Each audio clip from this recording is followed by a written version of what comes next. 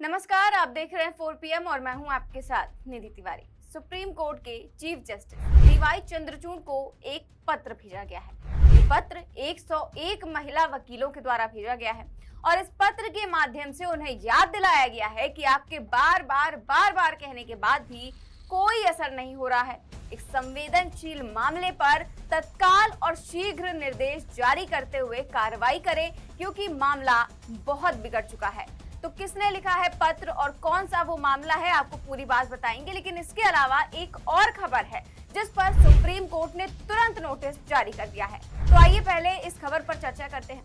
दरअसल supreme court के chief justice के पास मणिपुर की 2 अन्य महिलाएं अपनी याचिका लेकर पहुंची थी। जैसा कि आप जानते हैं कि कुछ समय पहले जब वीडियो वायरल हुआ था तो वो महिलाएं सुप्रीम कोर्ट पहुंची थी, लेकिन वो नहीं, 2 अन्य महिलाएं अब सुप्रीम कोर्ट पहुंची हैं। उन्होंने क्या कहा है, ये याचिका सुनते ही सुप्रीम कोर्ट ने तुरंत नोटिस भी जारी कर दिया है। तो क्या था नोटिस में, पहले वो आपको बताते हैं। ध्यान से सुनिएगा, क्योंकि इसे सुनने के बाद आपके रोंगटे जरूर खड़े हो जाएंगे।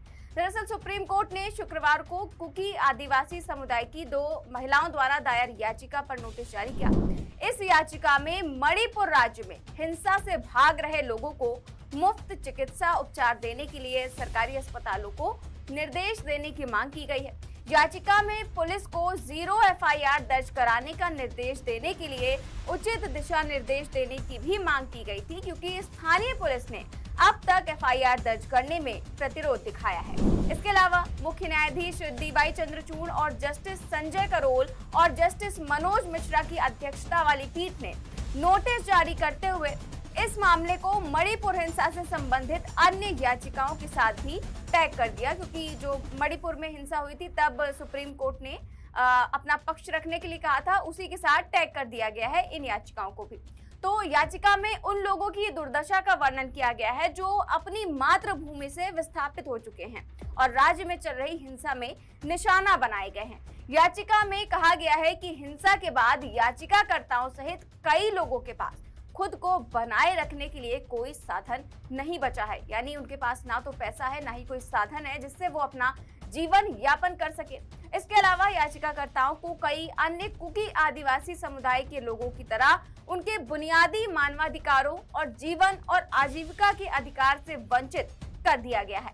हिंसा के दौरान या उसके बाद कुकी लोगों की मदद के लिए कोई भी कदम उठाया नहीं गया है।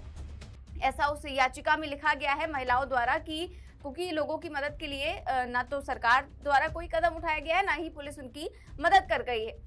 और याचिका में आगे कहा गया है कि याचिकाकर्ता और उक्त समुदाय के अन्य लोग जो मणिपुर राज्य से दूसरे राज्यों में भाग गए हैं, उन्हें मानसिक और शारीरिक दोनों तरह की चोटों से उबरने, पुनर्स्थापित होने के लिए गंभीर आर्थिक बोझ का सामना करना पड़ रहा है।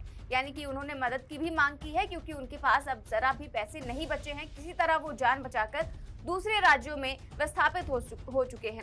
याचिका में बढ़ती हिंसा के मद्देनजर याचिका में एक ऑनलाइन पोर्टल स्थापित करने की मांग भी की गई है, जो दस्तावेजों के भौतिक सत्यापन पर जोर दिए बिना हिंसा के पीड़ितों को केंद्र और राज्य द्वारा स्वीकृत पारिवारिक पेंशन जारी करने की अनुमति देगा। यानी कि एक पोर्टल की मांग की गई है जिसमें वो अपनी मांग रखेंगे और सरकार जो है उनकी मदद करे इस पोर्टल के द्वारा। याचिका में सुझाव दिया गया है कि पीड़ितों को प्रतिपूर्ति का दावा करने के लिए अपने मेडिकल दस्तावेज अपलोड करने की अनुमति देने के लिए एक वेब पोर्टल स्थापित किया जाना चाहिए।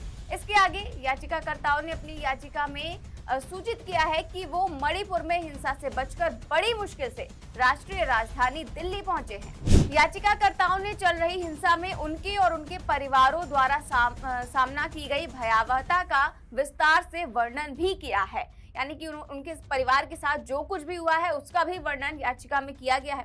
पहले याचिकाकर्ता की मां और भाई की भीड़ के हमले में जान चली गई। याचिकाकर्ताओं का आगे दावा है कि पहले याचिकाकर्ता के पिता ने FIR दर्ज की, लेकिन कोई कार्रवाई नहीं की गई। ये भी कहा गया है कि हिंसक भीड़ की महिलाओं ने दूसरी याचिकाकर्ता के 1 साल के बच्चे पर भी हमला किया। बताइए कितनी भयावह स्थिति रही होगी जब 1 साल के बच्चे पर हमला किया गया। याचिका में ये भी कहा गया है कि भीड़ ने दूसरी याचिकाकर्ता के कपड़े फाड़ दिए और उसे इम्फाल में उपायुक्त भवन तक मार्च करने के लिए मजबूर किया गया। यानी कि जैसा कि पिछले दिनों वीडियो सामने आया था मणिपुर का, जहां पर 2 महिलाओं को नग्न करके उनकी परेड कराई गई थी। कहा गया है कि ऐसा ही कुछ उन महिलाओं के साथ भी किया गया, उन्हें भी कपड़े फाड़ दिए उनके और मार्च करने के लिए मजबूर कर दिया गया। याचिका में दावा आगे किया गया है कि हिंसा के बीच पुलिस ने कोई सहायता नहीं दी, क्योंकि जैसा पहले ही कहा जा रहा था कि पुलिस की मौजूदगी में ही उन महिलाओं को भी ले जाया गया था, लेकिन पुलिस ने कोई मदद नहीं की और अब फिर से इस तरह का इल्जाम लगाया जा रहा है। तो मणिपुर की 2 कुकी महिलाओं की ये याचिका थी, जिस पर राज्य सरकार को तुरंत नोटिस जारी कर दिया गया है। अब देखते हैं कि राज्य सरकार उनकी किस तरह से मदद करती है। अब आते हैं अगली खबर पर। कई बार ऐसा देखा गया है कि नफरती भाषणों के कारण फैलने वाली छोटी घटना भी बड़ा रूप ले लेती है। आज का दौर तो सोशल मीडिया का है, जिस पर फर्जी खबरों की भरमार है। आए दिन नफरती बयान वायरल होते रहते हैं। सुप्रीम कोर्ट द्वारा बार बार ऐसा कहा जा रहा है कि सरकारें खुद इन सब पर एक्शन ले, पुलिस की शिकायत का इंतजार ना करे। यहाँ तक कि सुप्रीम कोर्ट ने सरकारों को नपुंसक तक कह दिया और पूछ लिया कि आप हेट स्पीच को कंट्रोल क्यों नहीं कर पा रहे, इस पर लगाम क्यों नहीं लगा पा रहे। लेकिन फिर भी सरकार इन पर लगाम लगाने में पूरी तरह से विफल है और इसका असर हमने हालिया दिल्ली एनसीआर क्षेत्र के नूह गुरुग्राम में हिंसा के दौरान देखा। नूह हिंसा के बाद हरियाणा में भी मुस्लिमों के आर्थिक बहिष्कार जैसे नफरती भाषणों को रोकने के लिए दिल्ली हाई कोर्ट की महिला वकीलों के फोरम ने गुरुवार को सुप्रीम कोर्ट के मुख्य न्यायाधीश डीवाई चंद्रचूड़ को एक पत्र भेजा। इसमें मांग की गई कि नूह सहित हरियाणा के विभिन्न स्थानों में नफरत भरे भाषण हाल के दिनों में दिए गए हैं।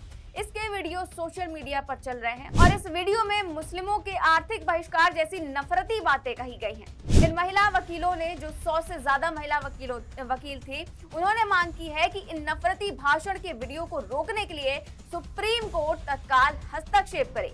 101 महिला वकीलों के हस्ताक्षर वाले 3 पेज के इस पत्र में सुप्रीम कोर्ट के पूर्व के फैसलों का भी हवाला देते हुए इन्हें रोकने की गुहार लगाई गई है। उन्होंने नफरत से भरे भाषण वाले वीडियो पर चिंता जताते हुए कोर्ट से अपनी 3 मांगे की हैं। उन्होंने मांग की है कि हरियाणा सरकार को नफरती भाषण रोकने के लिए कदम उठाने, नफरती भाषण के वीडियो पर रोक लगाने और इसके लिए जिम्मेदार लोगों पर कार्रवाई करने का आदेश दिया जाए, जो किसी समुदाय पूजा स्थलों को नुकसान पहुंचाने की धमकी देते हैं या फिर किसी समुदाय के आर्थिक बहिष्कार की मांग करते हैं। तो फिलहाल इस पर तो अभी सुप्रीम कोर्ट में सुनवाई नहीं हुई है और इन महिलाओं ने जो याचिका दी है उस पर कब सुनवाई होगी ये तो अभी पता नहीं है। लेकिन सुप्रीम कोर्ट ने एक अन्य मामले पर जो कि हेट स्पीच पर ही था, उस पर सुनवाई करते हुए सख्त टिप्पणी की है। गौरतलब है कि इस महीने की शुरुआत में ही हरियाणा के कुछ स्थानों पर टकराव देखा गया था, जो दिल्ली के करीब तक पहुंच गया था। इसके जवाब में विश्व हिंदू परिषद ने पूरे राष्ट्रीय राजधानी में विरोध मार्च की घोषणा की। इस डर से कि इन रैलियों में बड़े पैमाने पर हिंसा हो सकती है, इसको ध्यान में रखते हुए शाहीन अब्दुल्ला ने लंबित मामले में एक अंतरिम आवेदन दायर किया, जिसमें अदालत से हस्तक्षेप करने का आग्रह किया गया। देश में बढ़ते नफरत के माहौल के बीच लोगों की नजर सुप्रीम कोर्ट पर टिकी हुई थी और अब सुप्रीम कोर्ट ने इसे लेकर सख्त टिप्पणी की है। देश में बढ़ती नफरत और नफरती बयानबाजी पर सुप्रीम कोर्ट ने सख्त रुख अपनाया है। सुप्रीम कोर्ट में जस्टिस संजीव खन्ना और जस्टिस एसवीएन भट्टी की खंडपीठ नफरत फैलाने वाले भाषणों के खिलाफ कार्रवाई की मांग करने वाली याचिकाओं पर सुनवाई कर रही थी, जिसमें हरियाणा में हाल ही में हुई हिंसा के बारे में कुछ बयानों में मुसलमानों के बहिष्कार का आह्वान किया गया था। याचिका पर सुनवाई करते हुए जस्टिस खन्ना ने कहा कि हेट स्पीच कानून अपराधी की पहचान की परवाह किए बिना लागू होगा। हम बहुत स्पष्ट है, चाहे वो एक पक्ष हो या दूसरा पक्ष, उनके साथ एक जैसा व्यवहार किया जाएगा और अगर कोई ऐसी किसी भी चीज में शामिल होता है जिसे हम नफरती भाषण के रूप में जानते हैं, तो उनसे कानून के अनुसार निपटा जाएगा। हमारे पास कुछ पहले ही अपनी राय व्यक्त कर चुके हैं, इसे दोहराने की जरूरत नहीं है। अदालत ने कहा कि नफरत फैलाने वाले भाषण के सभी मामलों की सुनवाई अगले शुक्रवार को की जाएगी। तो जब अगले शुक्रवार को कार्रवाई की जाएगी तो देखते हैं कि इस पर क्या फैसला निकल कर आता है। फिलहाल जो सुप्रीम कोर्ट है वो तुरंत के तुरंत हर मामले पर एक्शन ले रहा है। जिस तरह से कुकी महिलाओं की याचिका पर भी तुरंत राज्य सरकार को नोटिस जारी की गई, तो वहीं अगले मामले पर जो कि हेट स्पीच को लेकर था, उस पर भी सुप्रीम कोर्ट ने सख्त टिप्पणी की है। अब देखते हैं आगे क्या होता है, ये तो वक्त ही बताएगा। फिलहाल इस खबर में बस इतना ही। देश और दुनिया की तमाम बड़ी खबरें जानने के लिए देखते रहिए 4 PM न्यूज नेटवर्क। नमस्कार।